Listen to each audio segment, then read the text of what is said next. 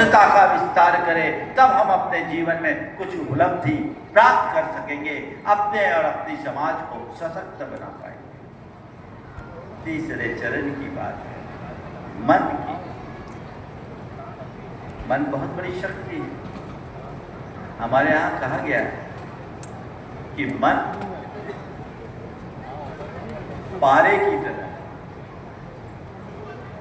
पारा अगर कोई खा ले तो जहर बन जाए, लेकिन उसी पारे को संसाधित करके यदि औषधि के रूप में लिया जाए तो वो हमारे लिए तारक बन जाता है,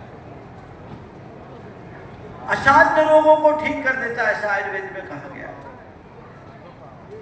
संत कहते हैं यही हाल मन का है। मन को अगर हमने साध लिया तो मोक्ष का आधार है, और मन के बस में हो गए तो हमारे लिए नरक का द्वार है। कहा गया है बंधाय विषयासक्तम मुक्तिये निर्विषयम मनः मना एव मनुष्याणाम कारणम बंध मोक्षयो। विषयासक्त मन बंधन का कारण है और निर्विषय मन मुक्ति का आधार है।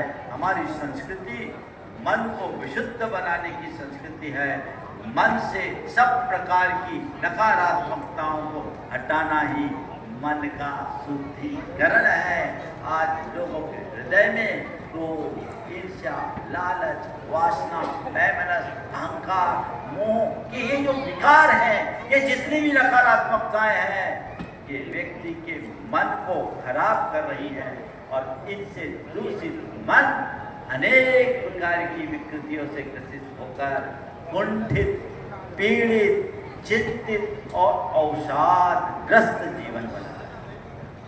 मैं आपसे पूछता हूँ, एक व्यक्ति शरीर के बल से बड़ा शक्तिशाली हो, एक व्यक्ति है जिसके पास पर्याप्त धन है, एक व्यक्ति है जिसकी बहुत अच्छी पहचान है, एक व्यक्ति है जिसका शारीरिक रूप भी बहुत सुंदर है, लेकिन उसका मन टूटा हुआ है, तो क्या वो कुछ करने लायक होगा? असली शक्ति किसकी है? बाहरी रूप रंग की, बाहरी पहचान की, बाहरी पैसे की, बाहरी प्रतिष्ठा की, या अंदर के मन की? किसकी किसकी है? मैं आपसे पूछना चाह रहा हूं, असली शक्ति किसकी है? मन की है ना। तो मन की शक्ति तब होगी जब मन में शुद्धि। बिना शुद्धि के शक्ति खत्म, और बिना शुद्धि के उपयोगिता भी खत्म। एक व्यक्ति ने गंगा जल लाया और गंगा जल का गिलास आगे की ओर बढ़ाया कि आप इसे पिए, तभी ऊपर से कचरा गिर गया,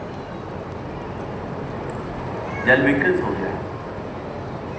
उस आदमी ने उस गंगा जल को एक तरफ कर दिया। बोले क्यों भाई, क्यों? बोले अब ये पीने योग्य नहीं रहा, गंगा जल अब पीने योग्य नहीं रहा। क्यों?